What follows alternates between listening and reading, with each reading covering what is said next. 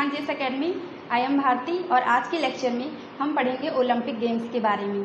तो चलिए स्टार्ट करते हैं कि ओलंपिक क्या है। ओलंपिक अंतर्राष्ट्रीय स्तर पर खेले जाने वाली एक बहुखेल प्रतियोगिता है जहां पर विभिन्न देशों के खिलाड़ी आकर के पार्टिसिपेट करते हैं, खेलते हैं। ठीक है, अभी काफ़ी लोकप्रिय गेम है। इसकी लोकप्रियता का अंदाज़ा हम ऐसे ही लगा सकते हैं कि जब ये गेम चालू होते थे तो विभिन्न राज्यों के मध्य या शहरों के मध्य होने वाले युद्ध तक स्थगित कर दिए जाते थे। तो इससे हम पता लगा सकते हैं कि ये काफ़ी लोकप्रिय गेम थे। तो चलिए देखते हैं कि इसकी शुरुआत कब से हुई है ओलंपिक गेम्स की।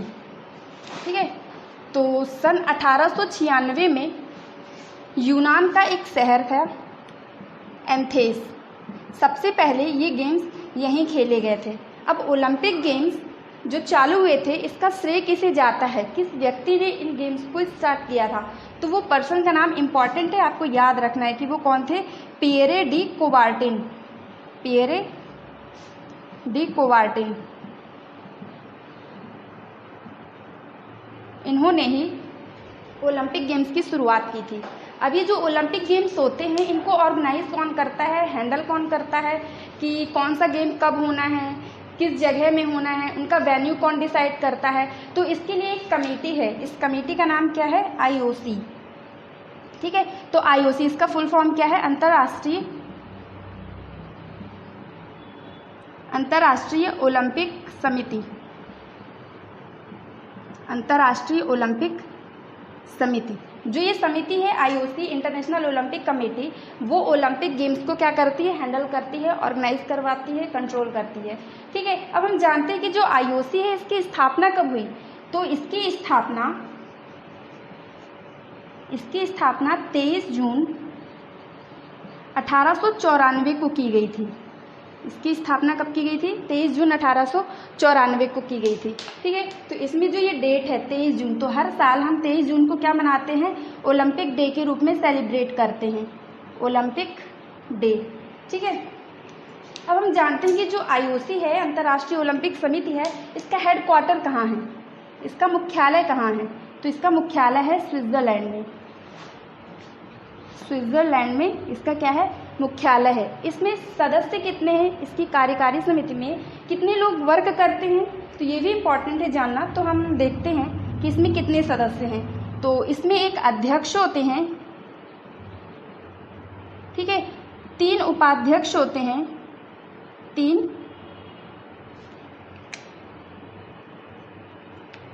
3 उपाध्यक्ष होते हैं और 7 सदस्य होते हैं। यानी कि टोटल कितने मेंबर हो गए, टोटल 11 लोग इस समिति में वर्क करते हैं।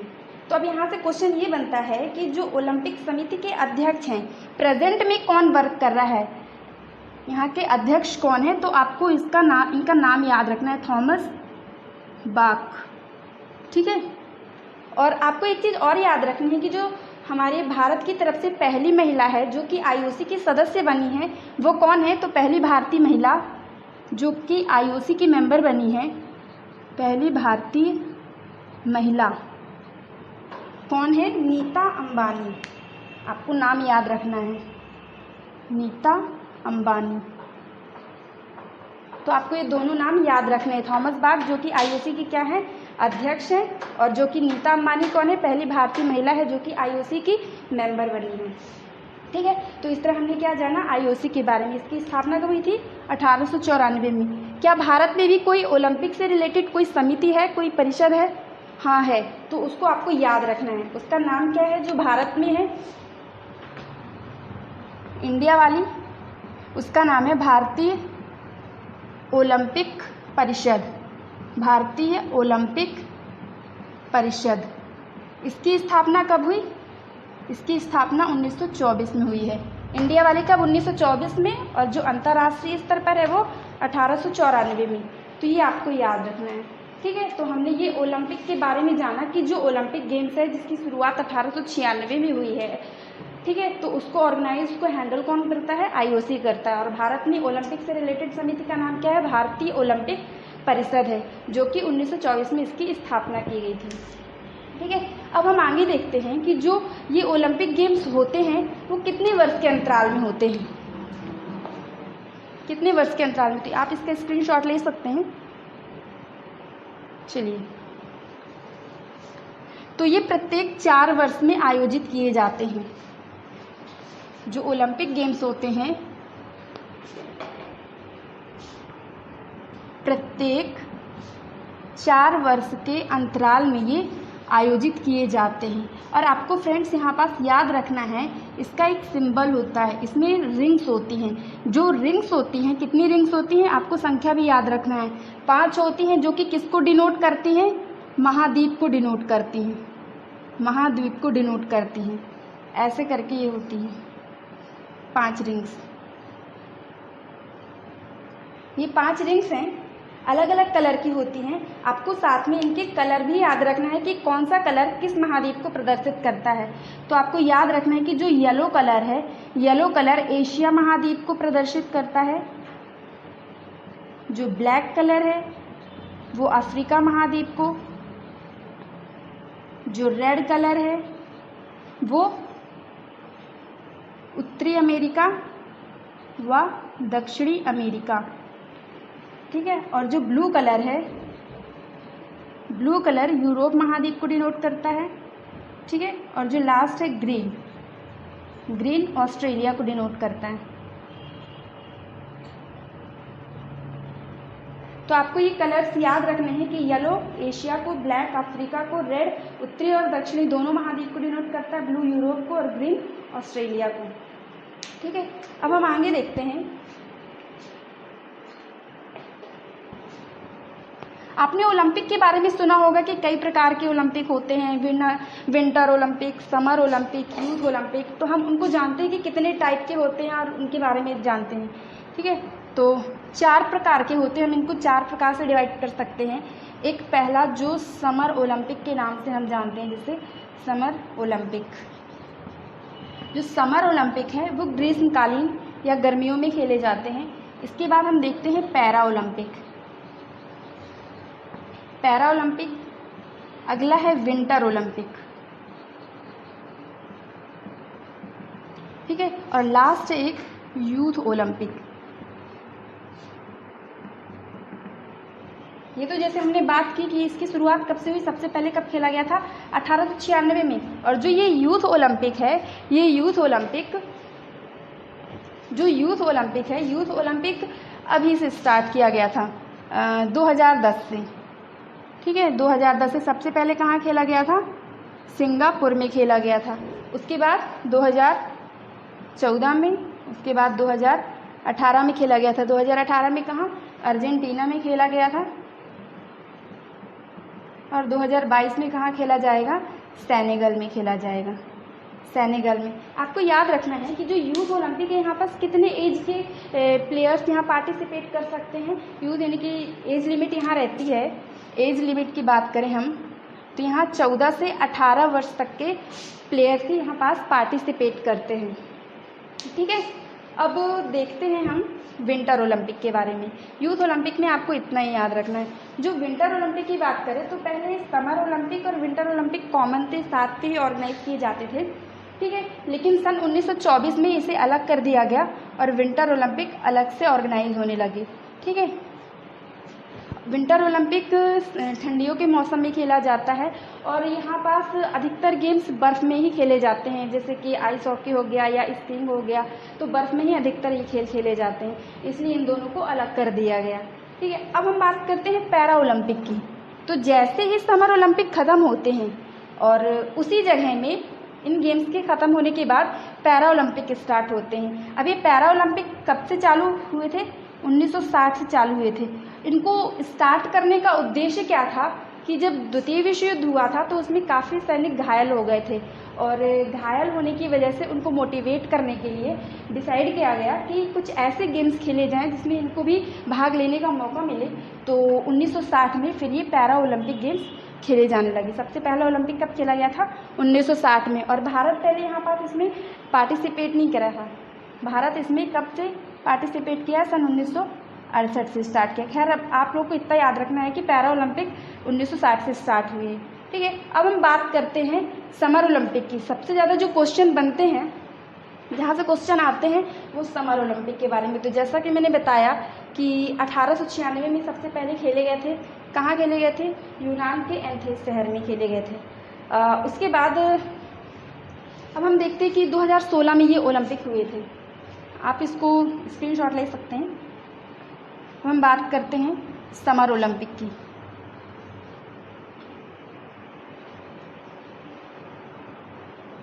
अभी 2016 में जो 2016 में हुए थे, जिन्हें हम रियो ओलंपिक के नाम से भी जानते हैं। रियो ओलंपिक, रियो कहाँ है? ब्राज़ील का एक शहर है रियो डी जेनेरो, वहाँ पास ये खेले गए थे, इसलिए इसे हम रियो ओलंपिक के नाम से भी जानते हैं। तो जो ये ओलंपिक हुए थे, ये कौन से नंबर के थे? आपको ये नंबर भी याद रखना, ये 31वें नंबर के ओलंपिक थे। ठीक है, कहाँ खेले गए थे? रियो डी जेनेरो ब्राज़ील शहर में। कौन से स्टेडियम में खेले गए थे? Maracana stadium, Maracana stadium. ठीक है, और यदि हम बात करें कि इसका मैस्कॉट क्या था या फिर शुभंकर क्या था,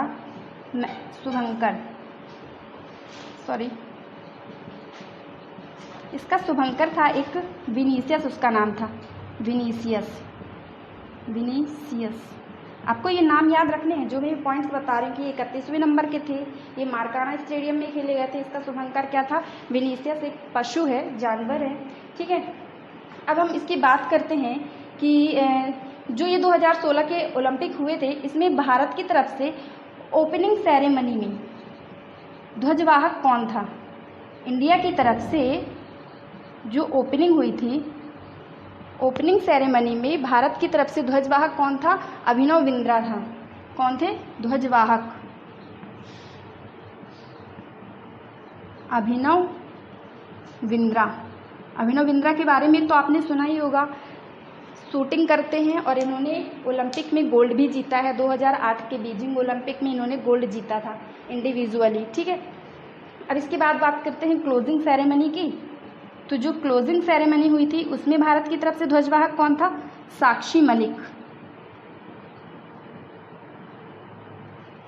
साक्षी मलिक क्या करती है? ये एक रेसलर है, 58 kg फ्री स्टाइल में ये एक रेसलर हैं और इन्होंने इसी ओलंपिक में 2016 में कांस्य पदक जीता है। और ये कांस्य पदक जीतने वाली, रेसलर में कांस्य पदक जीतने वाली ये पहली भारतीय महिला बन चुकी हैं। ठीक है, तो हमने ये रियो ओलंपिक के बारे में तो जाना। अब जानते हैं कि रियो ओलंपिक में भारत की स्थिति क्या थी, भारत ने कुल कितने मेडल जीते थे। तो भारत ने टोटल 2 मेडल जीते थे, 2 मेडल जीते थे, 2 पदक इन्होंने हासिल किया था। ठीक है, तो देखते हैं कि कौन कौन से थे। पहला सिल्वर मेडल था जो कि पीवी सिंधु ने जीता था। पीवी सिंधु क्या खेलती हैं? बैडमिंटन खेलती हैं। जो हमारा पहला था, पहला हमने सिल्वर पाया पीवी सिंधु कौन सी प्लेयर है? बैडमिंटन प्लेयर है। ठीक है, और दूसरी कौन हो गई? दूसरा ब्रॉन्ज मेडल था। ब्रॉन्ज किसने जीता? साक्षी मलिक ने। ठीक है, ये बैडमिंटन प्लेयर है और ये क्या है? रेसलर है। 58 किलोग्राम में ये खेलती हैं। तो इस तरह रियो ओलंपिक 2016 में भारत ने 2 पदक जीते। अब हम बात करते हैं कि भारत ने अभी तक ओलंपिक में टोटल कितने पदक जीते। अभी तक इंडिया ने टोटल कितने पदक जीते हैं? 28 पदक हासिल किए हैं। ठीक है, अब 28 में गोल्ड कितने हैं? 9 गोल्ड हैं, 7 सिल्वर हैं और बचे कितने? 12 क्या हैं? ब्रॉन्ज हैं। तो आपको ये याद रखना है क्योंकि ये भारत के हैं, तो इसलिए आपको याद रखना है। ठीक है, तो ये तो पदक की बात हो गई। अब अगले ओलंपिक कहाँ होने हैं, इसका वैल्यू ये भी एग्जाम में पूछा जाता है, तो आपको याद रखना है। अगले ओलंपिक होने वाले हैं अभी इसी सन में, जापान में होने वाले हैं 2020 के। जैसा कि हमने जाना 2016 में कहाँ हुए? रियो ओलंपिक ब्राज़ील में हुए। 2020 ये वेन्यूज़ आपको याद रखना है। जापान में कहाँ? जापान का एक शहर है टोक्यो, वहाँ होने हैं। लेकिन कोरोना संकट की वजह से शायद ये टलने की स्थिति पर है, पर अभी ऐसा कोई डिसीजन आया नहीं है IOC की तरफ से। लेकिन देखते हैं कि क्या होता है। आपको साथ में याद रखना है कि और किस किस सन में ओलंपिक गेम्स स्थगित किए गए हैं। तो आपको याद रखना है 3 बार स्थगित किए गए थे।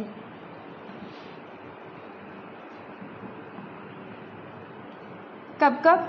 1916, 1940 और 1944। ये डेट्स कैसे आपको याद रखना है? प्रथम विश्व युद्ध जब चल रहा था 1914 से लेकर के 1918 तक, तो ये उस सन में बीच में पड़ गया था, तो युद्ध की वजह से टल गया था। और 1940, 1944 इनमें क्यों टला था? क्योंकि द्वितीय विश्व युद्ध चल रहा था। ठीक है ना। तो अब देखते हैं 2020 का ये चलता है कि या फिर खेला जाता है, देखते हैं। ठीक है। और अगला कब खेला जाएगा? 2024 में यूएसए का एक शहर है लॉस एंजलिस, वहाँ पर से खेला जाएगा। तो आपको ये वेन्यूज़ याद रखने हैं, एग्ज़ाम में पूछा जाता है और कई बार पूछा भी गया है। ठीक है। तो इस तरह हमने 2016 ओलंपिक के बारे में जाना। अब कुछ मिसलेनियस पॉइंट हैं उस जो कि एग्ज़ाम में पूछे जाते हैं, तो हम उन्हें कवर करते हैं। ठीक है। अब जैसे कि देखते हैं हम कि महिलाओं की भागीदारी इसमें कब से स्टार्ट हुई, कब से महिला इसमें खेलने लगी। तो महिलाओं की भागीदारी कब से स्टार्ट हुई? महिलाओं की भागीदारी सन 1900 से स्टार्ट हुई। ठीक है। अब हम बात करते हैं कि भारत की तरफ से पहली महिला कौन थी? प्रथम भारतीय महिला जिन्होंने ओलंपिक में पार्टिसिपेट किया, उनका नाम क्या था? मैरी लीला राव।